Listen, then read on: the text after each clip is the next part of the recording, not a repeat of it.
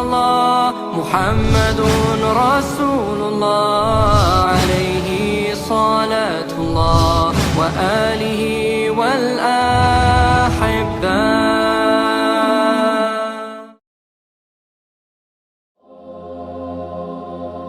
В каждой из областей наук есть свои признанные авторитеты, чьи слова принимаемы и мнение которых бесценно. Не исключение и науки ислама. В них тоже есть богословы, одно лишь упоминание имени которых наполняет сердца верующих любовью и уважением, а их фетвы, решения в правовых вопросах, не нуждаются в дополнительных комментариях. Но есть среди мусульман ученый, который является авторитетом практически во всех основных областях исламских знаний. Это всемирно известный мусульманский ученый, муджаддид, правовед, суфий, мыслитель, философ, еще при жизни завоевавший высшую ученую степень «Худжатуль Ислам» – «Довод Ислама» Абу Хамид Мухаммад ибн Ахмад аль-Газали, более известный как имам Газали, да смилуется над ним Аллах.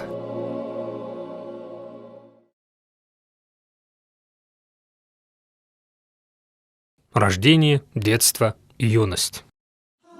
Абу Хамид Мухаммад аль-Газали родился в 450 году по хиджре в городе Тус, иранской провинции Хорасан. Отец аль-Газали был благочестивым человеком, часто посещавшим алимов и проповедников, оказывая им всяческую помощь и услуги, несмотря на то, что сам жил бедно и еле сводил концы с концами. Каждый раз, слушая речи ученых, он плакал и просил Аллаха даровать ему ученого сына. Мольба благочестивого Мухаммада аль-Газали была принята, и Аллах одарил его двумя сыновьями – Мухаммадом, будущим имамом аль-Газали, и его младшим братом – Ахмадом, ставшим впоследствии известным проповедником. Но того, как любимые сыновья станут признанными учеными, отцу семейства Газали не было суждено увидеть. Когда его дети только достигли возраста совершеннолетия, Мухаммад Газали заболел и вскоре скончался, завещав своему соседу взять на воспитание его сыновей Мухаммада и Ахмада. Но так как сосед сам был из бедняков, потратив на них все унаследованные ими от отца средства, сосед от безысходности отдал братьев аль-Газали учиться в медресе, где учащихся кормили бесплатно. Так Мухаммад и Ахмад занялись изучением исламских наук.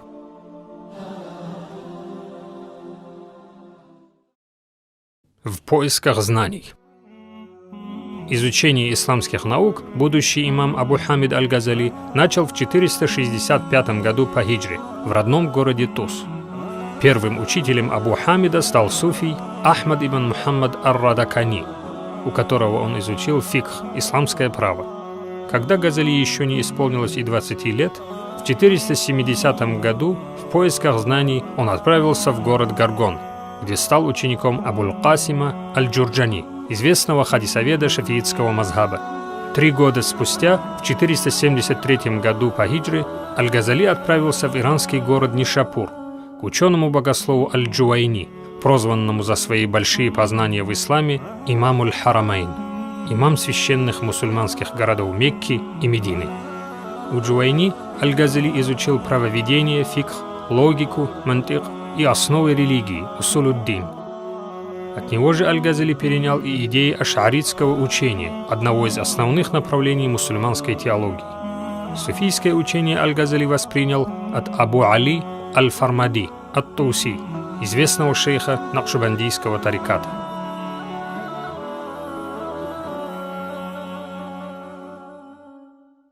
Ученики.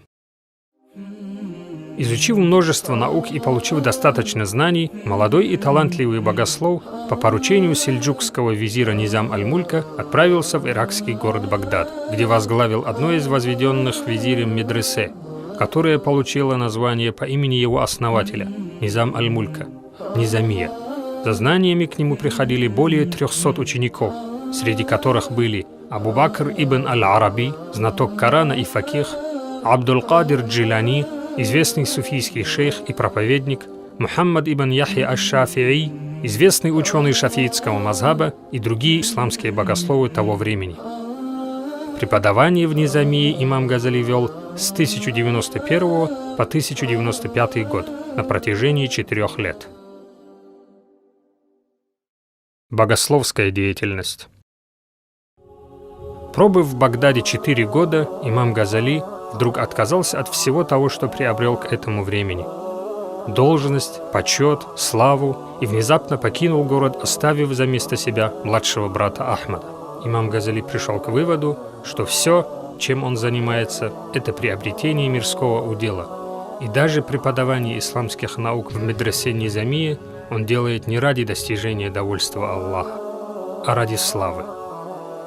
Именно это и побудило Газали оставить все и заняться поиском смысла своей жизни. В течение следующих 11 лет имам Газали занимался уединением, халват, внутренними упражнениями, риязат, духовным старанием, муджахадат, в течение которых побывал в Дамаске, Иерусалиме, Хевроне, Палестина, посетил Мекку и Медину. Итогом духовного поиска Аль-Газали явилось то, что он пришел к осознанию того, что та или иная исламская дисциплина, взятая сама по себе отдельно, не может обеспечить обретение полноты истины, и что для этого требуется объединение исламских дисциплин в рамках чего-то единого. Этим, по убеждению Газали, является суфизм, тасаввуф, поскольку он является не просто суммой книжного знания, но интегральным учением, единством теории и практики, знания и действия, веры и нравственного самосовершенствования на пути самопознания и обретения искренности в поклонении Аллаху. На своем личном опыте за годы странствий он твердо убедился, что именно суфии – те люди, которые находятся на пути богопознания, что их жизненный путь является самым лучшим путем, что их нравы являются самыми чистосердечными и достохвальными. По его убеждению, даже если самые лучшие умы из знатоков религиозных знаний и самые сведущие мудрецы пожелают что-нибудь изменить к лучшему из способов богопознания, все равно они не смогут предложить альтернативы суфийскому способу богопознания и образу жизни суфиев. Аль-Газали был убежден, что суфии обретают все свои действия как в движении, так и в покое, в явном и скрытом от одного источника – из ниши пророческого знания. В 499 году имам Аль-Газали, оставив уединение, возвратился в Нишапур, где занялся преподавательской деятельностью и написанием книг. Причиной, побудившей имама прекратить уединенный образ жизни, продолжавшийся 11 лет, явилось то, что люди стали отклоняться от основных принципов исламского вероубеждения и стали придавать значение суевериям. Имам посчитал необходимым выступить против лжи и ереси, распространявшейся среди народа, и сделать все от него зависящее для выявления истины. Да и мирские блага теперь уже не могли отвлечь имама от поминания Аллаха. Отзывы богословов. Аль-Газали, второй Аш-Шафи'и, Мухаммад ибн Яхья ан-Найсабури. Поистине мы свидетельствуем, что он был великим праведником, Абуль-Аббас аль-Мурси. Большой имам, довод ислама, путеводитель религии, посредством которого добираются до рая, тот, который собрал в себе разные виды наук, проявлявший свое знание как в науках, доходящих через передачу тафсир и хадис, так и в рациональных науках калам, усуль, мантык, Таджуддин Абдуль-Вахаб ас-Субки. Передается, что пророк, да благословит его Аллах и приветствует, сказал: «Поистине Аллах будет посылать этой умме в начале каждого столетия того, кто будет обновлять дела религии для нее». И в V веке таким человеком был Абу Хамид аль-Газали, да смилуется над ним Аллах, Яхья ибн Шараф ан-Навави. Конец жизненного пути. Незадолго до смерти Аль-Газали, оставив преподавание, возвратился к себе домой, в родной город Тус, где рядом с домом построил медресе и обитель для суфи. Строго распределив свое время, он преуспевал в богоугодных делах – обучении Корану, общении с суфиями, преподавании исламских наук. Ни одно мгновение он не проводил без пользы. Каждый свой день он завершал чтением хадисов и общением с семьей.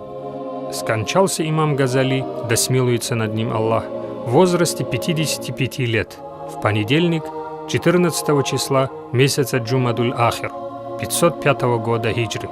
Несмотря на свою ученость и всеобщее признание, имам был человеком редчайшей простоты, скромности и умеренности.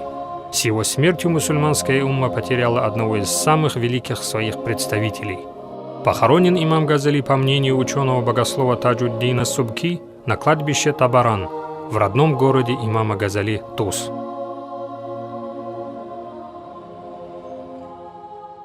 Научные труды.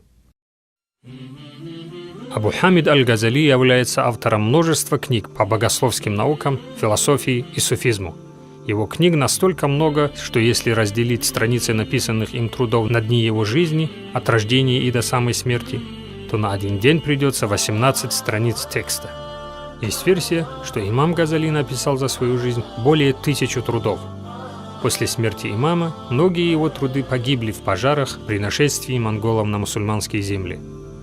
Основным сочинением аль-Газали является трактат «Воскрешение религиозных наук» «Ихьяу улюмиддин», в котором раскрываются вопросы культовой практики ибадат, социально значимых обычаев адат, пагубных черт характера мухликат и черт, ведущих к спасению мунджият. В этом трактате аль-Газали определяет основные суфийские ценности и идеалы: терпение, любовь к Всевышнему, бедность, аскетизм. В области суфизма имам Газали написал книги «Кеймия ус-Саадат», «Эликсир счастья», «Мишкатуль Анвар», «Ниша света». Книгами имама Газали в области философии являются «Макасидуль фаласифа», «Намерения философов», «Тагафутуль фаласифа», «Самоопровержение философов». В области теологии имам Газали написал «Аль-Иктисаду фил-И'тикад», «Срединный путь теологии», «Ар-Рисалатуль Кудсия», «Китабуль Арбаина фи Усулиддин», «Мизануль Амаль», «Файсалут Тафрикати байналь Ислами ваз-Занадика». В области логики трудами имама Газали являются «Ми'яруль Ильм», «Аль-Кустасуль Мустаким», «Михаккун Назар».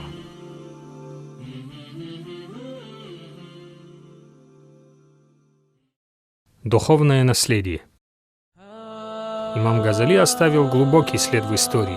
Его труды высоко оценены в исламском мире. Он получил много титулов, среди них «Шарафуль Аимма», «Честь имамов», «Зайнуддин», «Красота религии», «Худжатуль Ислам», «Довод ислама» и другие.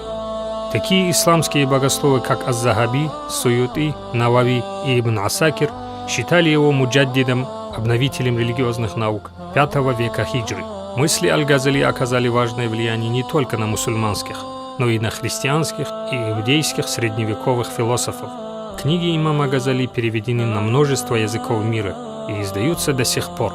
Его имя стоит на одном ряду с великими суфиями, факихами и философами всех времен и народов. Да сделает нас Аллах из тех, кто жил и умер на пути следования истинным ученым ислама, людям, посвятившим всю свою жизнь служению Аллаху и следованию Его наказам. Амин.